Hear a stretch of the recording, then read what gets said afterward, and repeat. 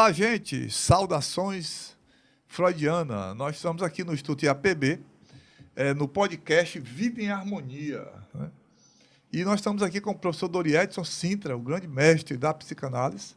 Estamos aqui com a doutora Adalgisa Mello, psicanalista e professora, né? E queria dar aqui o nosso amigo Lucas, né? O Lucas está aqui nos prestigiando hoje, nesse dia. Professor, seja muito bem-vindo. Como é para você estar aqui nesse podcast? É sempre um grande prazer, um privilégio estar aqui com você, França. Inclusive, nesse nosso encontro, que logo mais teremos um curso de mentoria e psicanálise, e é sempre bom estar aqui trocando ideias com vocês. Obrigado, obrigado. Professora Adalgisa, como é para a senhora estar aqui nesse momento, falando sobre um assunto que você vive todo dia, né? Como é isso? Professor, para mim é uma honra estar aqui, né, falando, discutindo esses assuntos que hoje são tão evidentes na nossa sociedade, nas nossas famílias, e que são tão importantes para a orientação com os pais e para a família como um todo, né? Então, com muita satisfação que eu estou aqui hoje e eu espero poder contribuir com o nosso bate-papo aqui hoje. Ok. Nós vamos falar, gente, sobre sentimentos que abalam a psique humana, né? E nesse contexto, a gente vê a fragilidade, né, professor, que o ser humano está passando nesse momento, né? Diante de tantas mazelas que têm acontecido, hoje uma das preocupações que eu tenho é com essa nova geração, né? Como é que está isso? Todo dia no consultório a gente recebe adolescentes, a gente recebe pais preocupados com seus filhos, né? Qual é a sua maior preocupação em relação a essa nova geração, esses novos adolescentes, dentro da questão da psique humana? O que eu vejo hoje, França, é que essa adolescência, esse grupo atual, assim, digamos, essa geração atual, chamada Z, geração G, é uma geração altamente poderosa. Acredito que o nível de intelectualidade deles é muito elevado, comparado com o nosso, da nossa época. E essa intelectualidade deles, às vezes, choca com o emocional deles. Então, há um conflito entre intelecto e emoção. E, muitas vezes, não tem quem apoie nas suas emoções. E nós sabemos que a emoção arrebenta com o intelecto de qualquer um. Acredito que nós precisamos trabalhar um pouco mais as questões emocionais dos nossos adolescentes. Porque inteligência eles têm bastante. Jogam um assunto e eles desenrolam muito bem. A Adalgisa deve conhecer muito bem isso na sala de aula, né, Adalgisa? Sim, professor. Eles têm essa facilidade, né? Não é uma questão que esteja ligada ao conhecimento. Eles têm muita informação, eles têm muito conhecimento, eles têm muitas habilidades com tecnologia, né?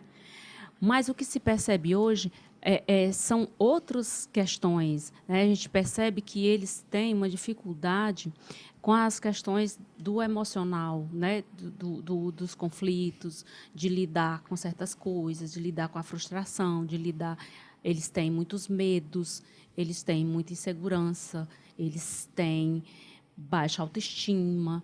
Então, a gente percebe isso e o quanto isso é capaz de determinar o futuro dele.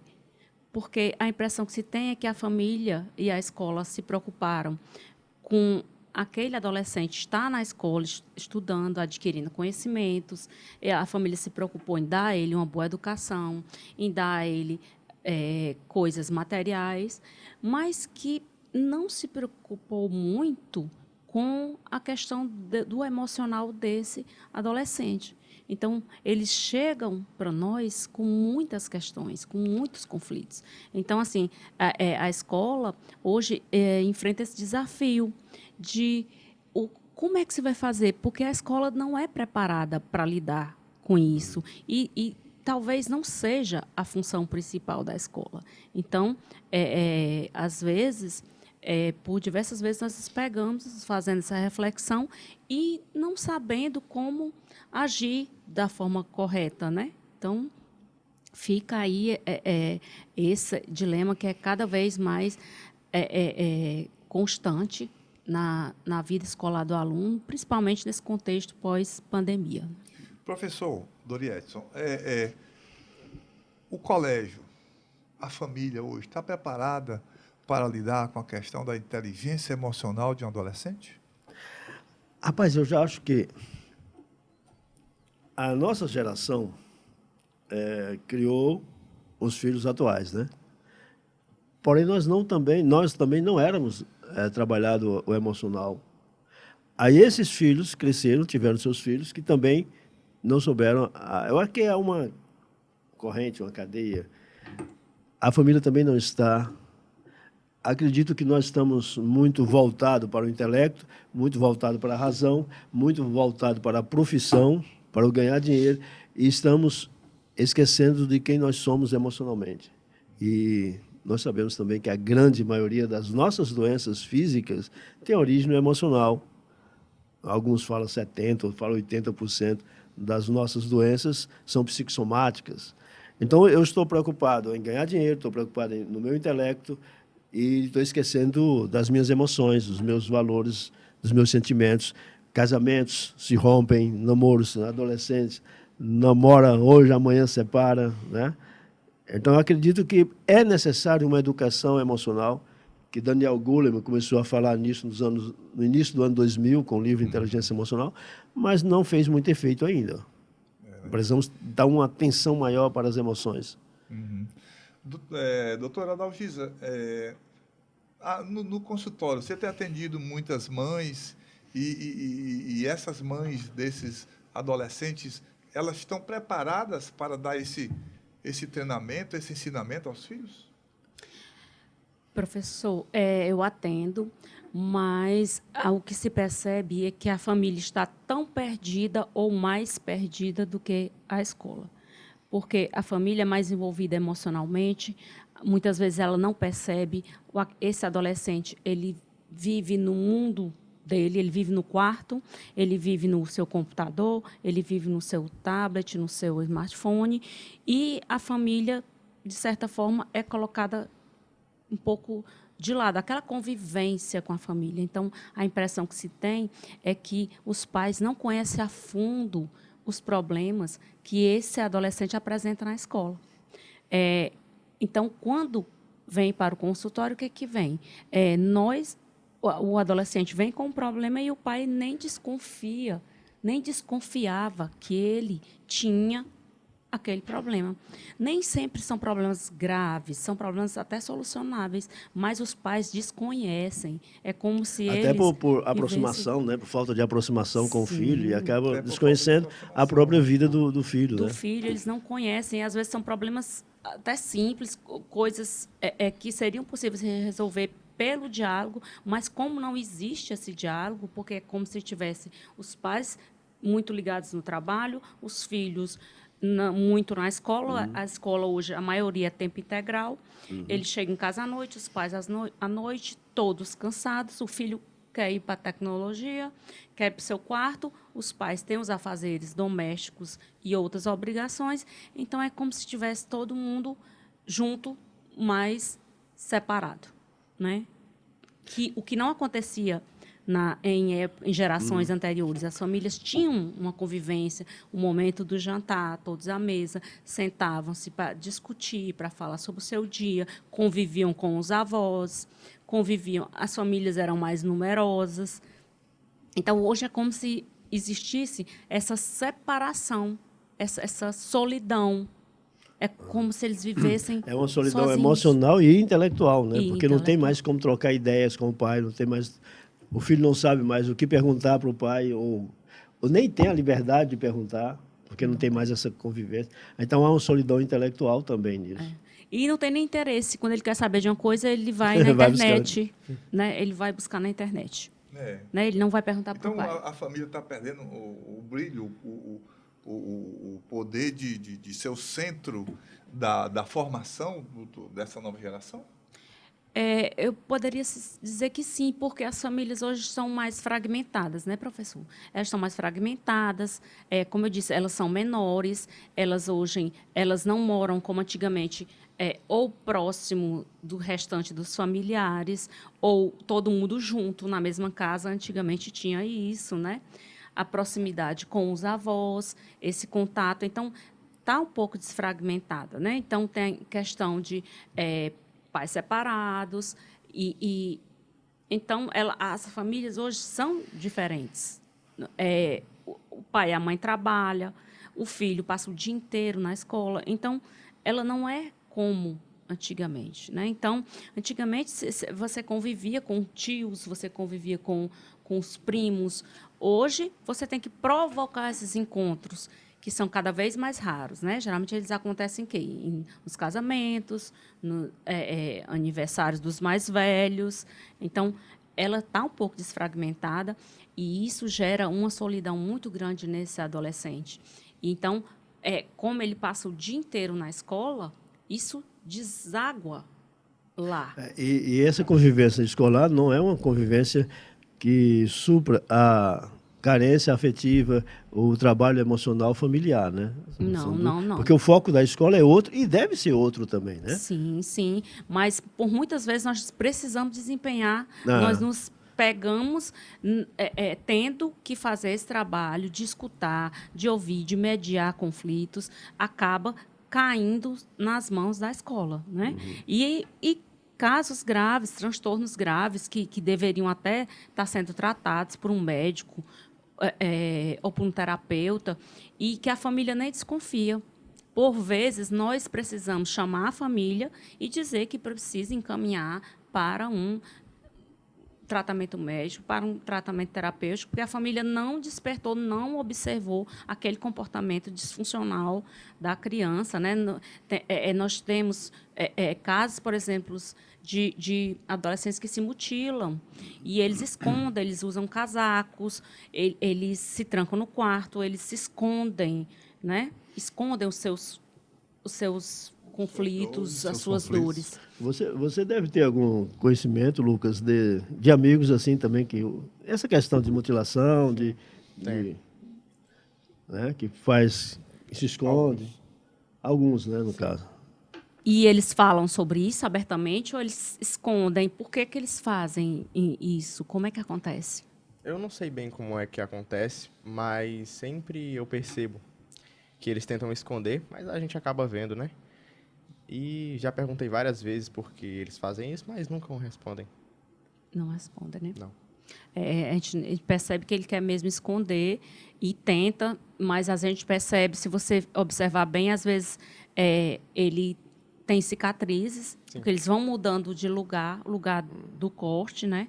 E muitos outros transtornos. Ansiedade, hoje, você vai procurar os que não têm. É como se fosse uma epidemia, né? Então, tem muito os casos de ataques de ansiedade que o aluno tem dentro da sala de aula. Então, ali, se você não tiver um preparo, um mínimo de preparo, você tem que tirar ele dali ou fazer alguma coisa, e aí, nesse momento, para tudo e a escola se vê em uma situação complicada. Então, a gente chama o pai não, passou, e ele mesmo faz questão de não contar para os pais, né? Muito bem, estamos aqui no podcast Vida em Harmonia. Você que está nos ouvindo, que está nos assistindo em casa, né, aproveita, toca o sininho aí, né? Faz aí a tua missão, nos ajuda aqui. Nós estamos aqui pelo Instagram ou pelo YouTube, né? E, professor Doriedson, a professora Adalgisa colocou aqui situações em relação à família, em relação a essa nova geração, que muito nos preocupa. Quais a questão emocional que envolve os filhos, os pais, diante dessa realidade atual que nós estamos vivendo no nosso país? França, nós estamos vivendo uma geração muito difícil de saber lidar com suas próprias frustrações. É uma adolescência que veio de uma infância, aquilo que a professora falou, que os pais estão mais preocupados em doar bens do que estar junto, do que essa questão afetiva. Então, eu tenho tudo, menos afeto. E aí, por falta de trabalhar esse afeto, a frustração vem e derruba. A presença também, né, professor? A presença na vida do filho, Não, né? isso, porque essa presença vai fazer com que alimente um pouco essa questão emocional e fortaleça. Porém, como eu tenho tudo menos o emocional, eu não sei lidar com a frustração.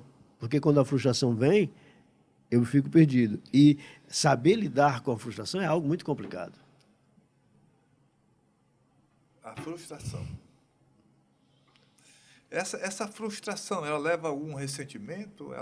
Existe toda uma cadeia provocada por essa frustração. Por que nós, adolescentes, é tão difícil lidar com a frustração? Sim, uma boa pergunta que o Lucas está fazendo. É. Porque essa nova geração, adolescentes, é tão difícil para eles lidar com a frustração. Na realidade, eu acho que a frustração é difícil para todos nós aprendermos a lidar com a frustração. Porque a frustração, ela vem... O que seria frustração? Frustração é tudo aquilo que você deseja, planeja e não realiza. Então, se você desejar algo e esse algo não for do jeito que você planejou, você se frustra. E se não realizou, outra frustração.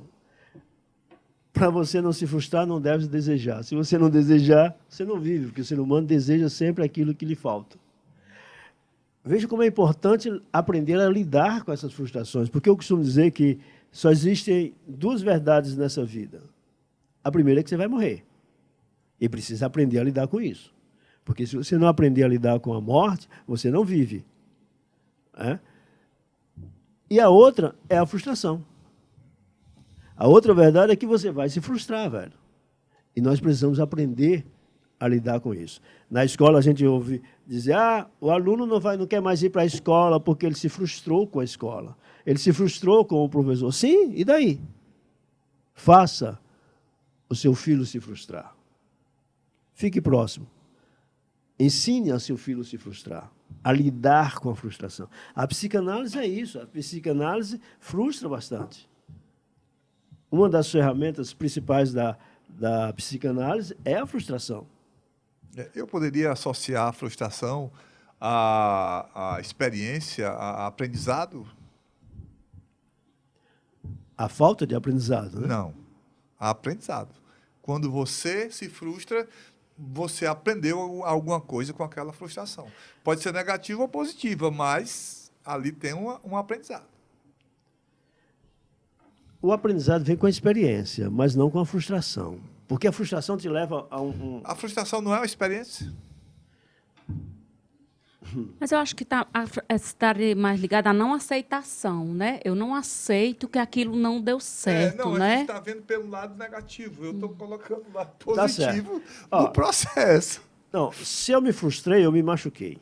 Sim. Então, vamos dizer, a questão que eu fiquei na dúvida é sobre, foi uma experiência. Tudo é experiência, né? Uhum. Mas eu quero levar a frustração como uma ferida. Eu não aceitei a experiência que eu passei. Aí a frustração é o meu julgamento em relação à experiência. Eu derramei esse copo com água aqui na mesa. Essa experiência de derramar a água pode me frustrar. A minha frustração é o meu juízo em relação à ação, em relação à experiência. Uhum. E, de acordo com a minha interpretação do fato, essa frustração poderá me levar a degraus que vai me deixar no fundo do poço. A frustração, saber lidar com os acontecimentos que não foram programados por mim. Todas as vezes que eu desejei algo, que eu planejei algo e não realizou, ou não realizou da minha maneira, eu posso me frustrar. Na realidade, eu vou me frustrar. A maneira como eu julgo esse acontecimento vai amenizar essa frustração. Porque é o seguinte, quando eu me frustro, um exemplo, toda frustração gera agressividade. Se eu derramei esse copo com água aqui, cadê o pessoal? Não derramei, tá? Tá só o exemplo. Porque nem pode derramar aqui. Isso vai me frustrar. E eu posso, a maneira como eu reajo a essa frustração, geralmente é agressiva. Vai variar a intensidade dessa agressividade. Então, eu desejei algo, não realizei, não foi do jeito que eu quis, eu me frustrei. Se eu me frustrei, eu sou agressivo. É a questão do trânsito, um cara me tranca no trânsito, é uma frustração. Eu ia passar, ele me trancou, não fez o que eu queria, eu vou xingar. Agora, se você vai xingar com os vidros fechados, para ninguém ouvir, isso é uma intensidade da agressividade. Ou se você vai baixar o vidro e vai xingar o outro, é a intensidade da agressividade. Porém, os dois casos são derivados da frustração. Toda frustração gera agressividade, não tem para onde correr. Vai depender da intensidade, e essa intensidade vai depender do controle emocional de cada um. Muito bem. Professora, você está vendo aí que ele está dizendo que toda frustração gera agressividade, né? A senhora concorda com ele? Concordo, sim. Concordo, sim. Porque muitas vezes essa agressividade ela não se manifesta necessariamente como uma raiva, como uma forma, essa violência, como a gente associa normalmente, né? Essa agressividade ela se manifesta em outras formas. Ou ele se retrai, ele não quer mais ir para a escola, ou ele não quer mais ter aula daquele professor, ou ele não quer mais falar com aquele colega, ou ele... no momento em que ele é frustrado, é como se ele reage a isso sempre de uma forma negativa, né? Então, essa agressividade ela pode ser de várias maneiras, né? Então, por muitas vezes, ele até se recolhe e ele fica... a gente percebe que aquilo gera uma depressão, que ele fica... Aquilo mexe com ele se retrai, fica calado, ele se isola. E nesse caso aí, dele se retrair, se ficar calado, porque também essa agressividade geralmente é mal dirigida. O que quer dizer isso? Eu fiquei frustrado com o Lucas, ele não fez o que eu queria, não posso torcer o pescoço dele, que a minha vontade é quebrar a cara dele, não é isso? Estou frustrado, gera uma agressividade. Sim. Não posso fazer isso, então vou fazer com o Francis, que é um desconhecido, vou xingá-lo. Eu transfiro a agressividade dele para o Francis. Eu dirijo essa agressividade. É uma agressividade mal dirigida. E muitas vezes nós fazemos isso inconsciente. Por falta de autoconhecimento, eu estou jogando uma agressividade numa pessoa que não tem nada a ver com a origem da agressividade, porque não foi ela que me frustrou. Muitas vezes a família, a esposa, né, os filhos. Às vezes eu me frustro. O contrário também, né? Eu me frustro em casa, solto na escola. O contrário também, me frustro na escola. Então, essa falta de autoconhecimento que leva ao autocontrole. A geração de hoje está faltando isso. Esse autocontrole. Por isso está muito agressivo.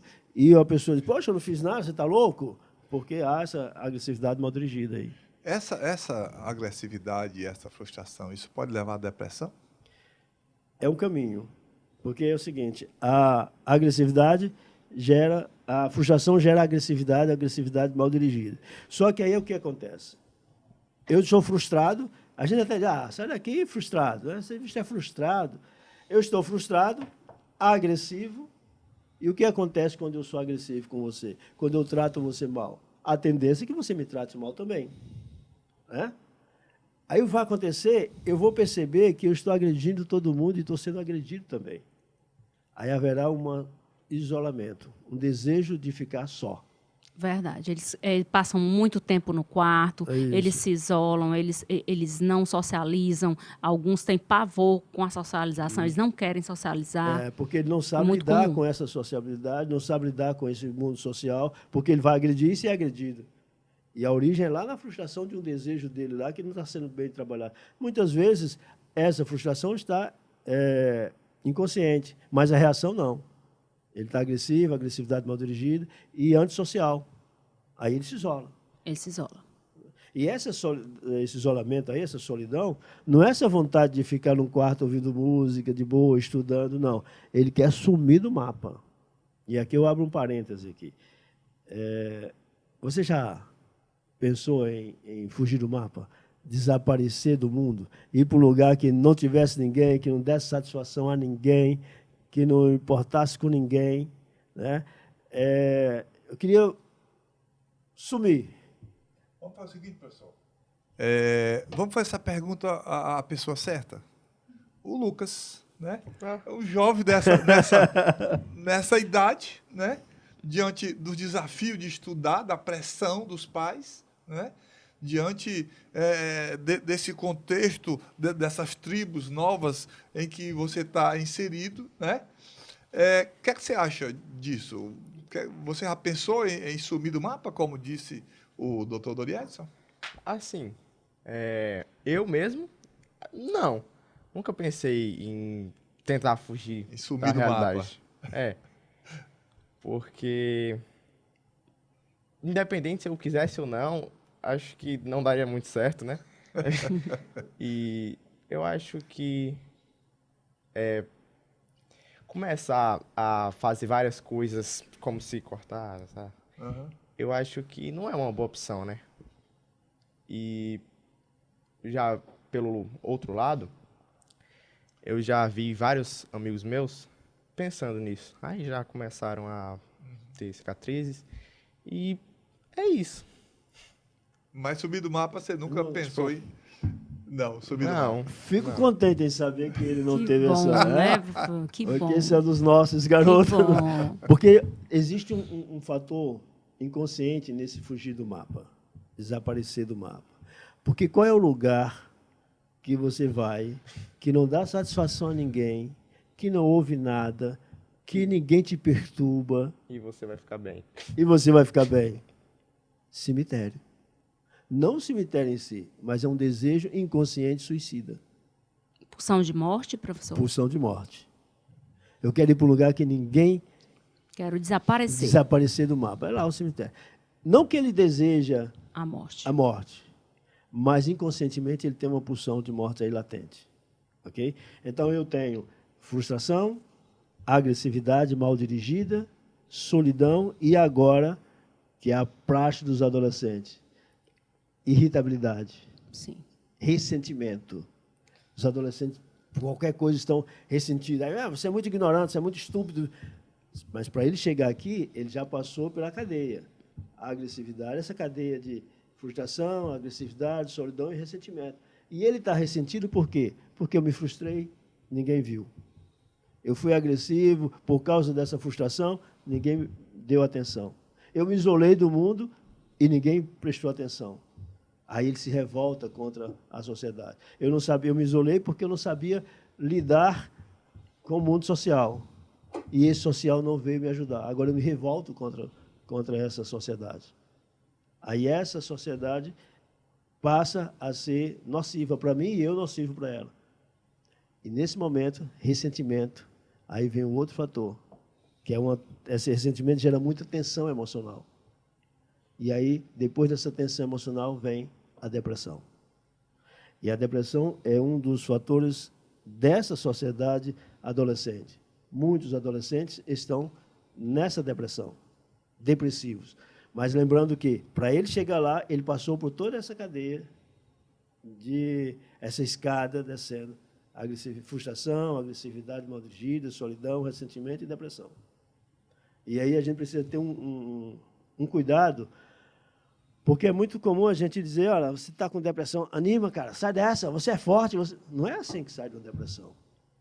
Lembra-se, ele passou por todos esses degraus. Não é agora você dizendo que para ele levantar, que ele vai levantar. E a depressão é química, né, professor? Porque gera toda uma química hormonal aí, Que não está sendo produzida, né? Exato. Ou produzida em excesso. Ou produzida em excesso. Então, essa depressão, outra coisa que eu me preocupo é quando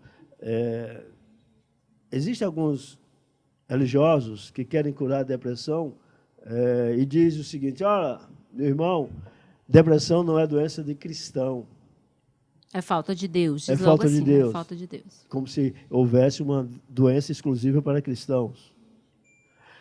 Depressão é um problema psicológico, emocional e não espiritual. Você pode estar muito bem espiritualmente e com problema do coração. Pode estar muito bem espiritualmente e quebrar um braço, problema de rins. E por que não pode estar com problema emocional? Eu estou bem com Deus, mas estou abalado emocionalmente. Estou depressivo. Isso pode? Pode. Agora, obviamente, que a ajuda espiritual é muito bem-vinda nessa hora da depressão. Importante. Muito importante. Muito bom, muito bom. Estamos aqui no bate-papo muito gostoso aqui no programa, no podcast Vida em Harmonia, aqui do Instituto IAPB, com o professor, o psicanalista Dori Edson Sintra e com a professora e psicanalista Adalgisa Mello. E nos visitando aqui o amigo Lucas, né? Muito bem. Nós estamos falando aqui sobre sentimentos que abalam a psique, né? E nós já falamos aqui sobre frustração, sobre depressão, mas eu queria falar agora sobre algo positivo, né? O que eleva a nossa autoestima. É o que nos leva a esse sentimento de gratidão. Porque eu vejo o seguinte, professora, a vida tem dois lados, né? Os nossos sentimentos, as nossas relações, eu vejo dessa forma que tudo tem dois lados, né? Então, tem um lado negativo, tem um lado positivo. Como é que você vê o mundo? Essa visão que eu tenho é uma visão só minha ou você acha que todo mundo pode ter essa visão e cada um age de acordo com essa percepção de mundo que cada um tem? Professor, eu acho que o desafio está em justamente tentar ver qual é a visão desse jovem. Porque a dos pais, o que o pai pensa? Não falta nada para ele. Ele tem tudo. Eu dou uma boa educação, eu dou uma casa boa. Ele tem tudo que qualquer adolescente pode dizer. O que falta? Por que o meu filho está deprimido se ele tem tudo? Não é? Então, eu acho que falta essa questão dos pais compreender o que se passa na cabeça desse jovem, o que para ele faltou, né, para que ele chegasse a esse ponto. Né? Por que essa geração atual é tão frágil? Por que ela é tão... ela sente tanto a questão dos transtornos emocionais e psicológicos, muito mais do que a geração desses pais? Né? Porque a impressão que se dá é que a geração antiga ela era mais forte, mais resiliente.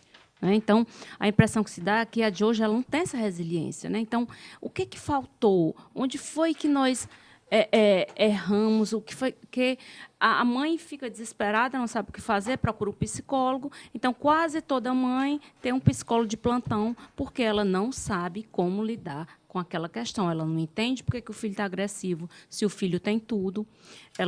O filho tem uma escola boa, tem uma casa boa, o filho tem um celular bom, ele tem uma aparência boa. Então, ela entende que não lhe falta nada. Né? Então, qual o caminho para esses pais? Qual um caminho de solução para que se possa amenizar, atenuar tudo isso que está vindo de enxurrada em cima da escola e das famílias hoje com tanta força? Né? Muito bom. Eu vejo um ponto, você falou como ver o mundo, né? E a questão é como você se vê, principalmente os adolescentes. Porque eu gosto muito de trabalhar com adolescentes, estou sempre envolvido com eles, e existe um fator interessante, porque como que eles se veem? Eu gosto quando eles dizem eu sou o máximo, eu sou o cara, eu sou bonito, eles se arrumam, ficam bonitos, têm o seu próprio estilo, né? Sou estiloso e tal. Isso é muito bom para a autoestima, porque a questão da frustração começa em mim. Se eu estou bem comigo, se eu estou me aceitando, eu elevo o meu ego, eu vou aprender a lidar com aquilo que eu não tenho. Se eu estou bem comigo, se eu estou saciado comigo, se eu estou feliz comigo mesmo, eu não vou me frustrar quando faltar algo externo. Eu não vou me frustrar por não ter um copo, por não ter um celular, por não ter... Eu estou de bem comigo. Porque os bens materiais é para elevar o meu ego. Mas se ele já está elevado, eu não preciso disso. Não quer dizer que eu não queira. Não queira um celular melhor. Mas eu não preciso disso para elevar o meu ego. Eu estou bem comigo. Isso é autoestima. É a autoadmiração. Sabe, você se olhar no espelho e gostar do que vê, isso é autoadmiração. Quanto mais você tem essa autoadmiração, maior a sua autoestima e maior o controle da frustração. E eu vejo isso na adolescência, nos adolescentes. Enquanto que uns estão colocando se vê muito bem, outros se veem muito mal. E isso, o que acontece, vem desde a infância, a criança. Porque é o seguinte, o meu amor próprio, o amor próprio da criança, ela precisa ser amada para adquirir o amor próprio. Okay? Quanto maior o amor que ela recebe, maior o amor que ela sente por ela mesma. Mas aí você diz, sim, eu não tive esse amor. A minha infância não foi assim. Eu não recebi esse amor. E agora? Eu não tenho mais amor próprio? E eu tenho agora um ponto que não é muito bom ouvir, mas olha, a criança é assim, a criança precisa desse amor para ser amado. Professor, O adulto não. O adulto, ele precisa aprender a amar a si mesmo. mas a impressão que a gente tem seria mais ou menos assim, que elas são super amadas, são super mimadas, né? Os pais são verdadeiros reféns, as crianças são tratadas como reis e rainhas dentro da sua própria casa. Então, eles mimam demais, eles super protegem. Se o professor reclama, o pai vem para cima do professor, não acha que o filho está errado. Então, a gente tem a impressão que ele não é falta de amor. Então, o que acontece aí? Mas aí pode ser excesso de amor. E o excesso é tão prejudicial quanto a escassez. Quanto a falta. Porque a superproteção não é amor. Muitas vezes é culpa. Muitas vezes. Então, o problema dos pais, em alguns casos, é o excesso de amor e de proteção. E até a água, se você beber em excesso, prejudica. E se for muito excesso, você morre afogado. Como você está lidando com o seu filho, criança? Será se... Em muitos casos, assim, por exemplo, a mãe ama o filho, mas ele não se sente amado porque não é do jeito que ele gostaria de ser amado. Bem desafiante, né, professor? Meu desafiante. Mas eu queria mostrar isso. Se você tem filho criança, mostre amor para ele, porque ele precisa desse amor para se amar. O amor próprio depende do amor que ele recebe. Mas se você já é adulto, não teve esse amor quando criança, agora você precisa aprender a se amar, a se perdoar e gostar de você pelo que você é. Esse é um processo terapêutico que você precisa desenvolver. O amor próprio é a essência do equilíbrio emocional. Então, peraí, professor. Então você está dizendo que alguns pais não tiveram amor, não tiveram atenção dos pais na infância e agora estão dando em excesso aos filhos. E isso está prejudicando a criança. Já pode acontecer. É isso? É isso. É uma forma de compensar, professor? E tem também aquele lado de eu não tive, agora eu vou dar para o meu filho, né? Sim. Meu filho terá uma vida que eu não tive, né? E hoje eu sou bem-sucedido, mas meu filho não sofrerá. Muitas vezes ele é bem-sucedido porque teve a vida que teve, né? Mas na questão emocional, eu estou mais preocupado agora com o adolescente, quando eu digo que ele já passou da adolescência e não teve o amor que ele esperava quando criança. Não foi amado. E agora? E agora você vai chorar por esse amor? Não, você vai aprender a amar a si mesmo. Isso é autoestima, estimando a si mesmo em alto nível. Amor próprio, o adolescente precisa aprender a amar a ele mesmo, independente de ter sido amado ou não quando criança. Porque eu vou ficar preso agora a essa infância e não terei mais cura? Vou deixar que isso determine a minha vida, meu futuro, né? Existe um processo terapêutico psicanalítico que a essência da psicanálise é estudar o passado do paciente, da pessoa. Estudo o passado. Para quê? Eu estudo o passado para entender o presente dele e não para determinar o futuro dele. É essencial conhecer o passado para entender o presente, mas isso não determina o futuro.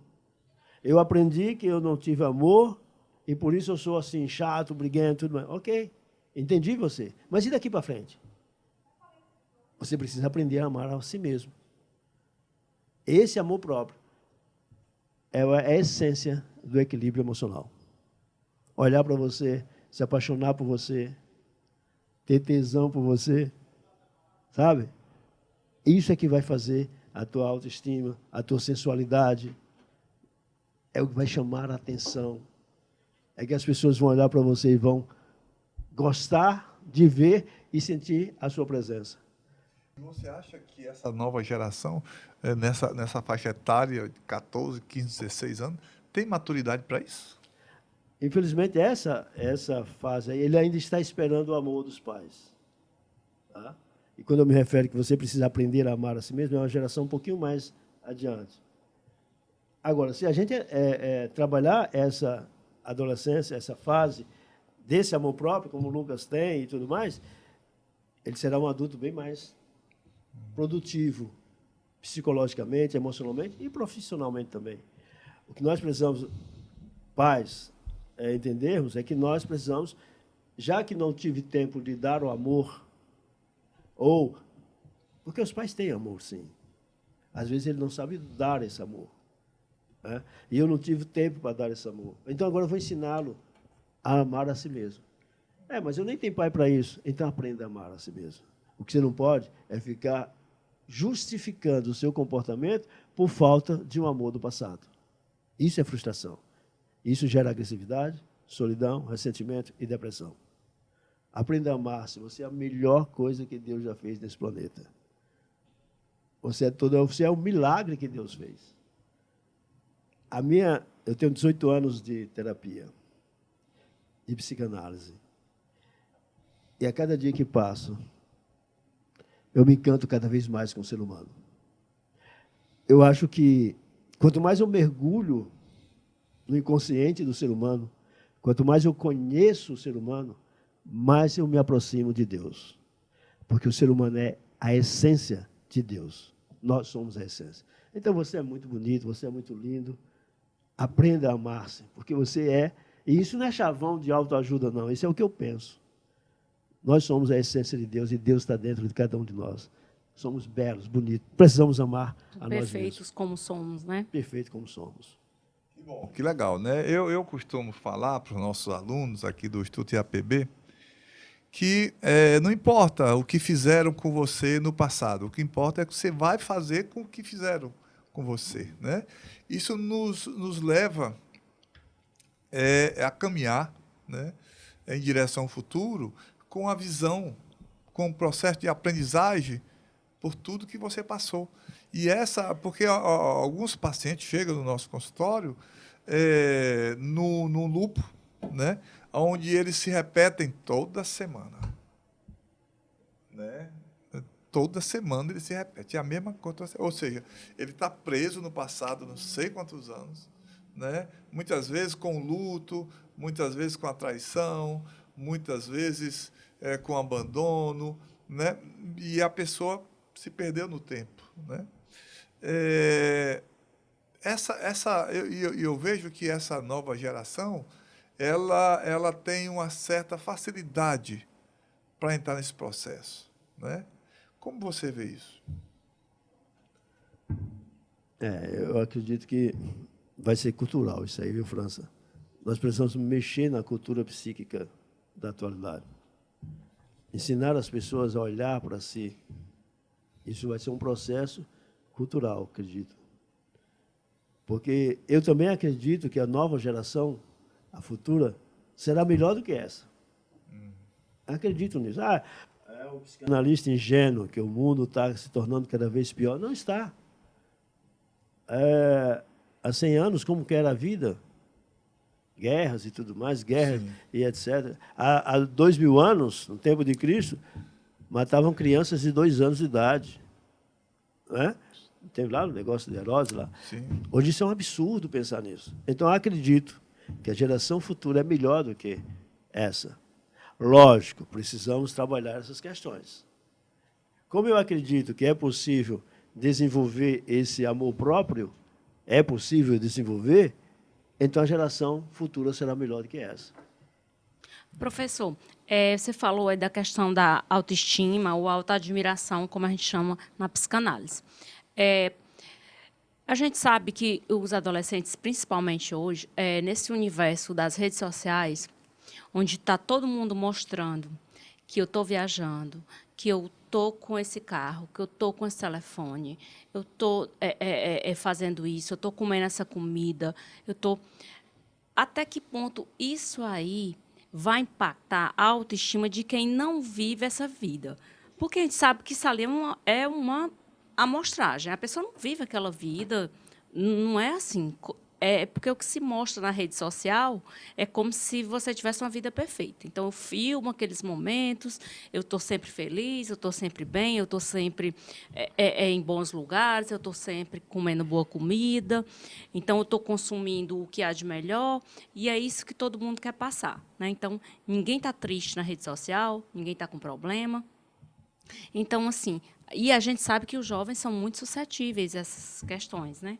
Então, assim, como ter uma autoestima diante desse bombardeio da mídia, das novas tecnologias, né? Como ficou difícil para esse adolescente encarar tudo isso, porque é o mundo deles, especialmente deles, né?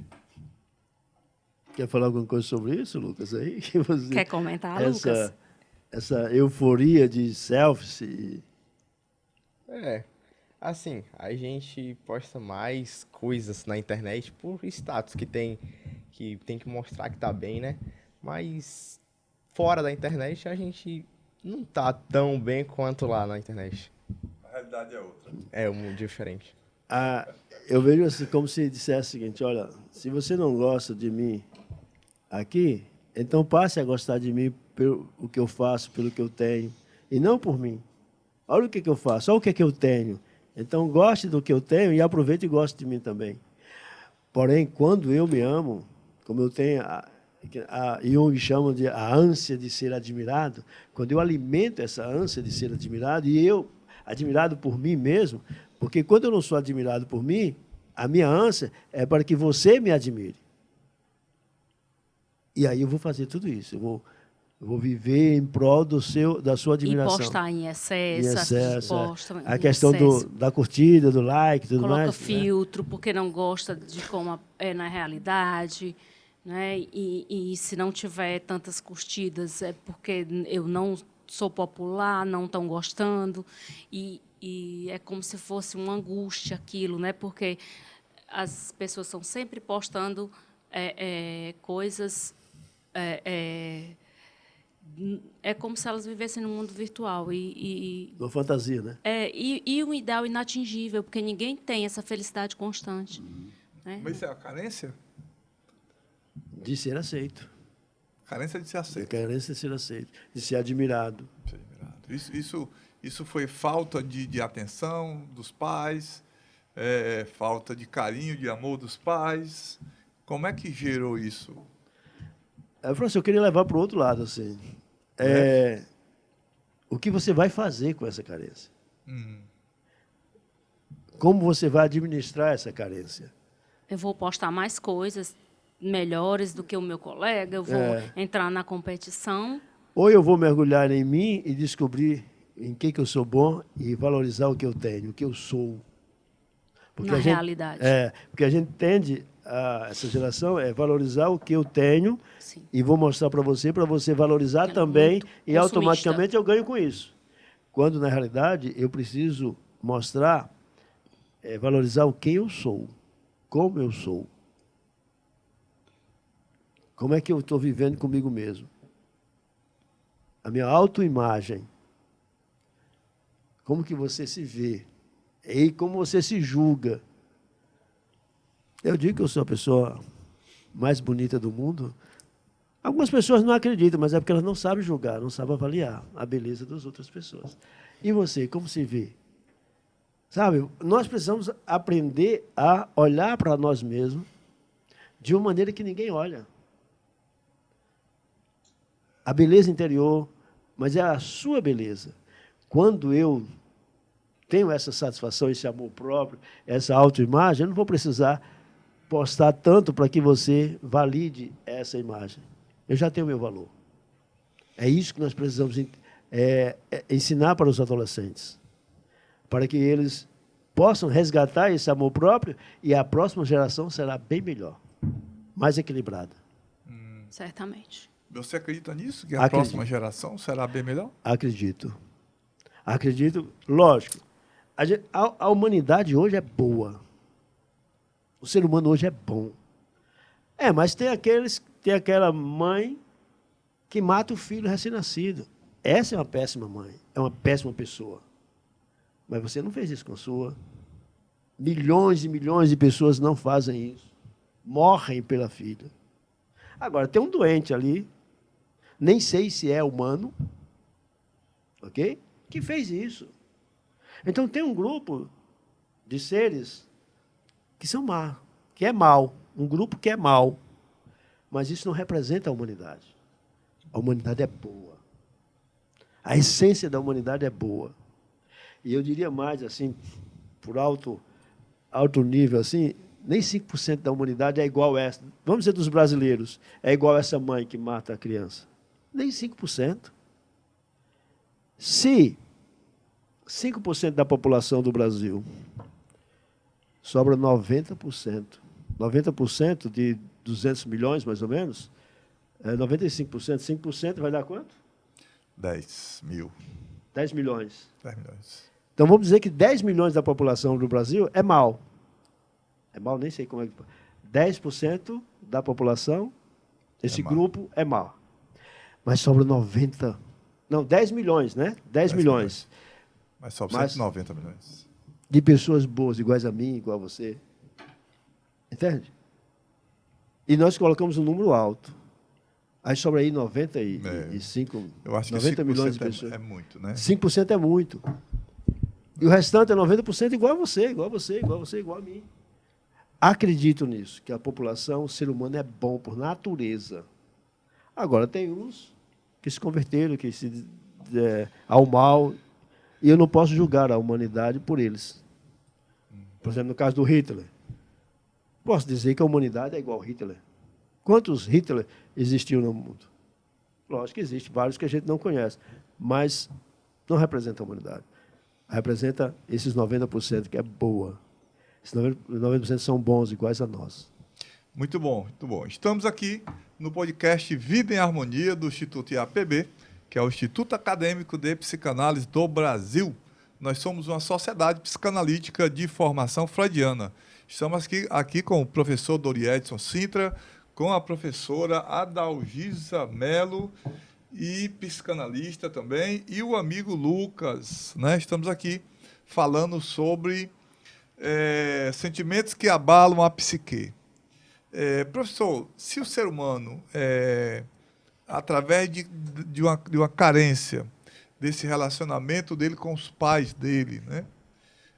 Como esse ser humano consegue enxergar a sociedade de forma que ele vá evoluir, como você diz, né, na nova geração? Porque a gente vem de uma geração forte e geramos uma geração fraca. Estamos numa geração fraca. Essa geração fraca vai gerar uma geração forte?